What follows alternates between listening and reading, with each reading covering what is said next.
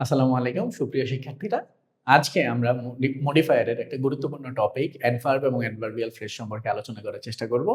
আশা করি আজকে অ্যাডভার্ব এবং অ্যাডভার্বিয়াল ফ্রেজ আলোচনা করার পরে তোমাদের এখানে যে সকল সমস্যা বা কনফিউশন আছে সেগুলো অনেকটাই ক্লিয়ার হয়ে যাবে। তো আসলে প্রথমে আমরা এটা জানার চেষ্টা করি যে হচ্ছে অ্যাডভার্ব জিনিসটা কি। অ্যাডভার্ব হচ্ছে এরকম একটা শব্দ যেটা অ্যাডজেক্টিভ, একটা ভার্ব এবং একটা অ্যাডভার্বকে মডিফাই করে।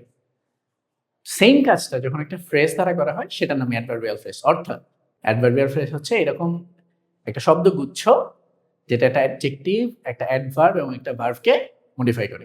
তো আমরা এই জিনিসটা কিছু বেসিক কোয়েশ্চেনের উত্তর প্রদান করার মাধ্যমে বুঝতে পারি। সেগুলো কি কি? সেগুলো হচ্ছে হাউ, ওয়েন, ওয়্যার এবং ওয়াই।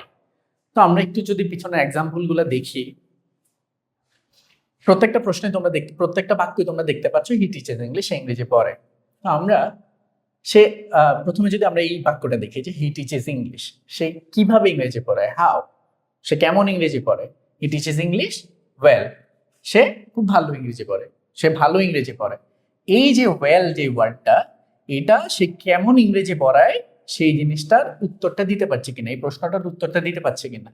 যেহেতু এই প্রশ্নটার উত্তর এই ওয়েল এই ওয়ার্ডটা দিয়ে দিতে পারতেছে এবং এটা একটা শব্দ, তার মানে আমরা এটা বলতে পারি এটা একটা অ্যাডভার্ব। এই সেম কাজটাই যে সে ইংরেজি পড়ায়, হি টিচেস ইংলিশ, সে কেমন ইংরেজি পড়ে, ভেরি ওয়েল, সে খুব ভালো ইংরেজি পড়ে। এই যে শব্দগুচ্ছর মাধ্যমে যখন এই হাউ এর উত্তরটা দিতে পারতেছে এই শব্দগুচ্ছটা, তার মানে আমরা বলতে পারি কি এটা একটা অ্যাডভার্বিয়াল ফ্রেজ। সেম আমরা যদি নেক্সট যে সেন্টেন্সটা আছে সেটা যদি একটু দেখার চেষ্টা করি, হি টিচেস ইংলিশ ডেইলি, সে ওয়েন হি টিচেস, সে কখন ইংরেজি পড়ে, হি টিচেস ইংলিশ ডেইলি, সে প্রতিদিন ইংরেজি পড়ে।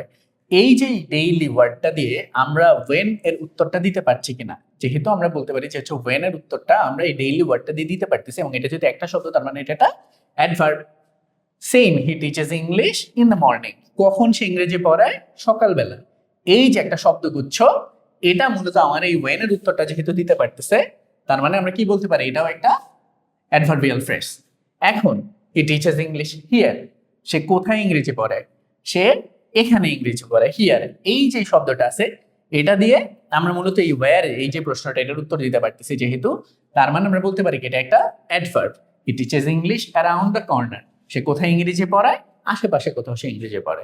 এই যে অ্যারাউন্ড দ্য কর্নার এই যে ফ্রেজ, এটা দিয়ে যেহেতু আমার এই ওয়্যার এর উত্তর আমি দিতে পারছি, তার মানে আমরা বলতে পারি কি এটা একটা অ্যাডভার্বিয়াল ফ্রেজ। এখন ওয়াই, পারপাস। পারপাস আসলে একটা শব্দ বলা যায়, হচ্ছে যে এটা একটু লেস কমন ইন ইংলিশ, এটা খুব একটা বেশি ব্যবহৃত হয় না। এই কারণে আমরা শুধুমাত্র অ্যাডভার্বিয়াল ফ্রেজটা দেখতেছি। হি টিচেস ইংলিশ, সে কেন ইংরেজি পড়ায়, টু আর্ন মানি, টাকা পয়সা অর্জন করার জন্য। এইখানে টু আর্ন মানি, এখানে অ্যারাউন্ড দ্য কর্নার, এখানে in the morning, very well, এই যে চারটা আমরা যে এই চারটা যে ফ্রেজ আমরা দেখতে পাচ্ছি, এই চারটা ফ্রেজ আমাদের মূলত হাউ, ওয়েন, ওয়্যার এবং ওয়াই এই চারটা প্রশ্নের উত্তর প্রদান করতেছে। এবং এই ওয়েল, ডেইলি, হিয়ার এই প্রশ্ন, এই যে ওয়ার্ডগুলো যেগুলো আছে এগুলো মূলত আমার এই তিনটা প্রশ্নের উত্তর প্রদান করতে পারতেছে। তার মানে আমরা বলতে পারি যে অ্যাকচুয়ালি যখন আমার এই প্রশ্নগুলোর উত্তর আমি একটা শব্দে যখন দিতে পারতেছি তখন সেটা হচ্ছে একটা অ্যাডভার্ব, এবং আমরা যখন এই প্রশ্নগুলোর উত্তর দেওয়ার জন্য একটা শব্দগুচ্ছ, একাধিক শব্দ ব্যবহার করতেছি, সেগুলোই হচ্ছে অ্যাডভার্বিয়াল ফ্রেজ। আশা করি তোমরা বুঝতে পারছো।